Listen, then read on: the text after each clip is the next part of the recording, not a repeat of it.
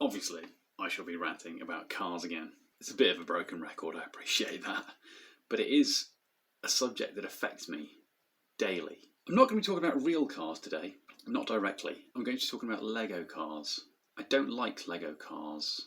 The reason I'm going to be talking about Lego cars, you've probably seen. There's some news about some sort of Lego car racing game. Doesn't interest me, I'll be honest. Car racing games for me began and ended with Mario Kart on the SNES. That's it. That's all I need in life. Mario Kart on the SNES. Lego cars. Broadly, generally, what I dislike about Lego cars is that it encourages children to play with cars. Now you might say, well, Lego wouldn't make Lego cars if children didn't play with them. Obviously, that's backwards. Children play with cars, toy cars, Lego cars, because they're given cars to play with. That for me is a problem, I find, because it normalises cars in the minds of children.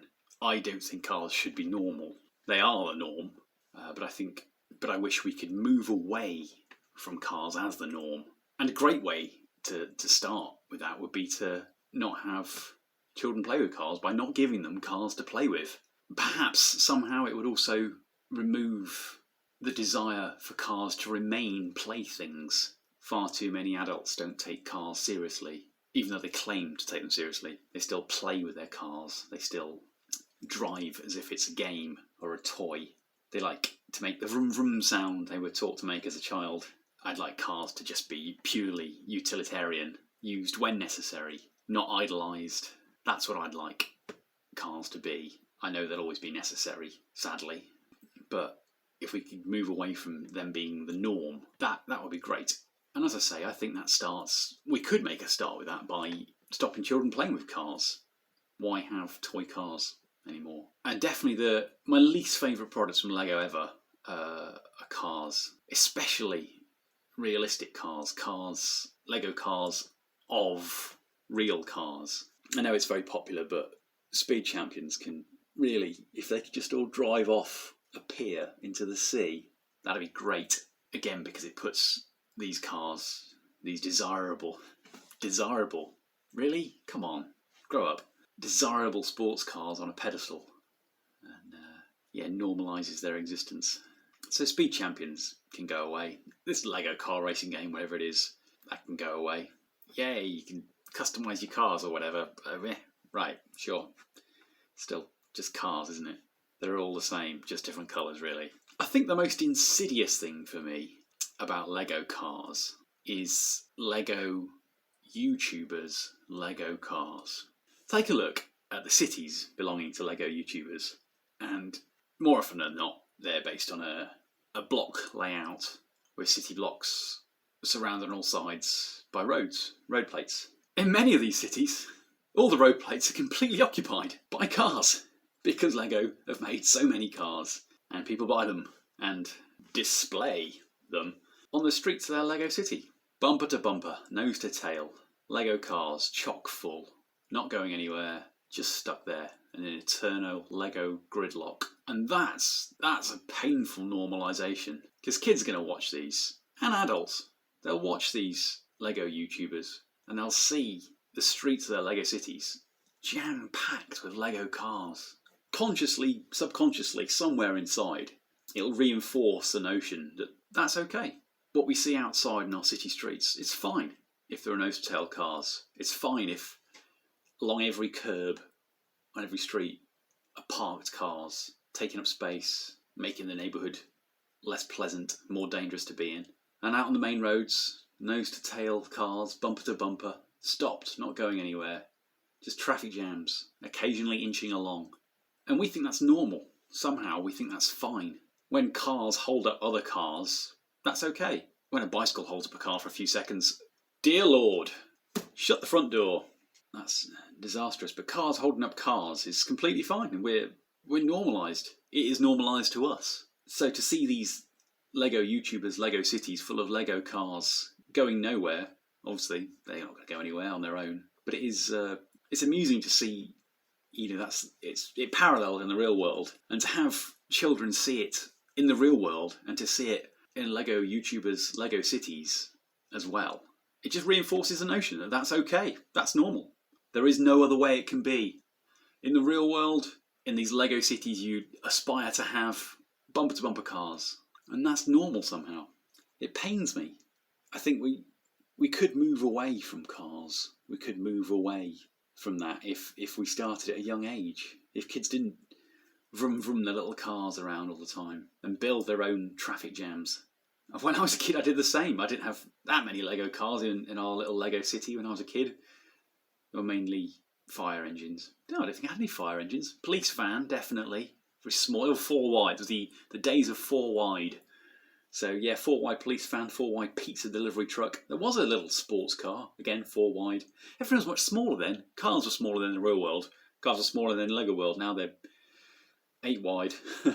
And cars outside in the real world are 8 wide. But I did it. Didn't have many Lego cars in Lego City, but I had micro machines, and I had a micro machine city that was bumper to bumper micro machines. Toy cars not going anywhere. I've decided that my city's going to be different. It's changed a bit, the city, over the past couple of months. It's gained its tallest tower block, which is based unashamedly on the Daily Bugle. Daily Bugle is tucked away behind it. It's not called the Daily Bugle anymore. It has been rebadged. But yes, this new tallest one was, I think, about 5 bricklink orders in the end to get all the railway tracks and the windows and all the other little unique pieces. Snot bricks. A lot of snot bricks. I added this strange tower block at the front. It was very ugly. It was the one I was building in a previous video. Not thrilled with it, but it was extremely cheap to build, whereas that Daily Bugle extension copy probably cost about 200 quid altogether. This one was less than a quarter of that. But it was very ugly, so I added a vertical garden to it.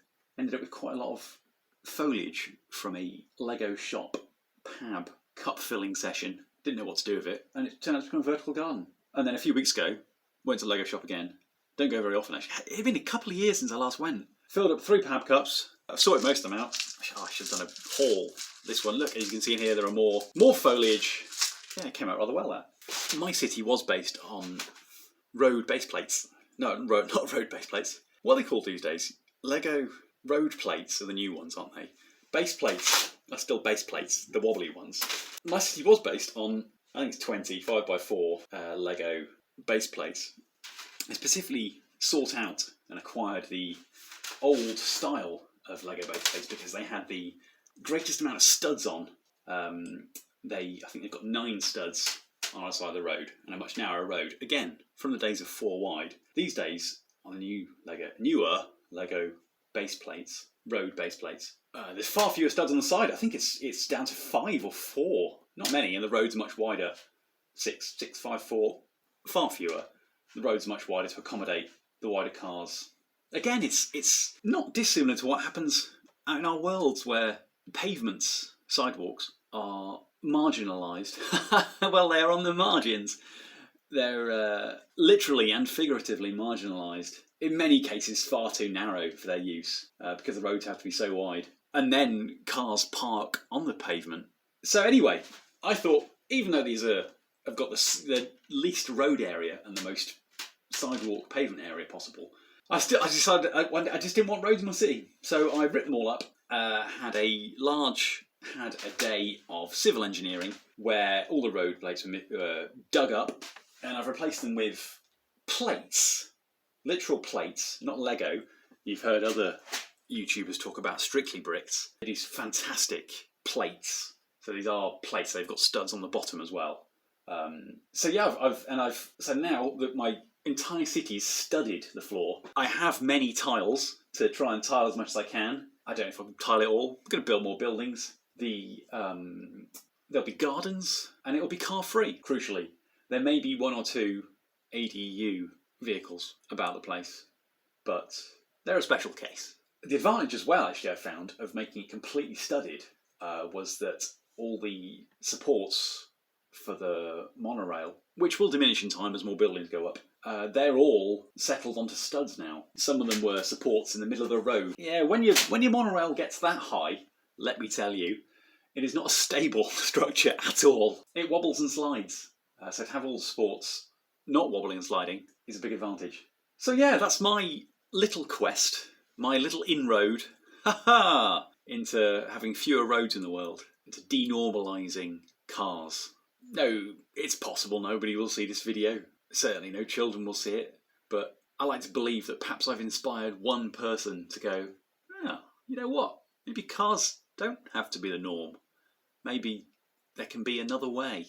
So, because I think what we're allowed to do with Lego is, rather than just recreate the world that we have around us, which is not a great world, is it? You know, we've got lots of modern mod cons, but people still roam around like idiots.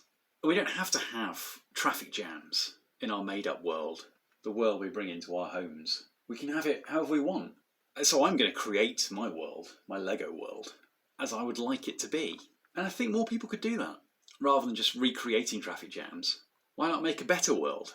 If you've watched thus far, thank you very much.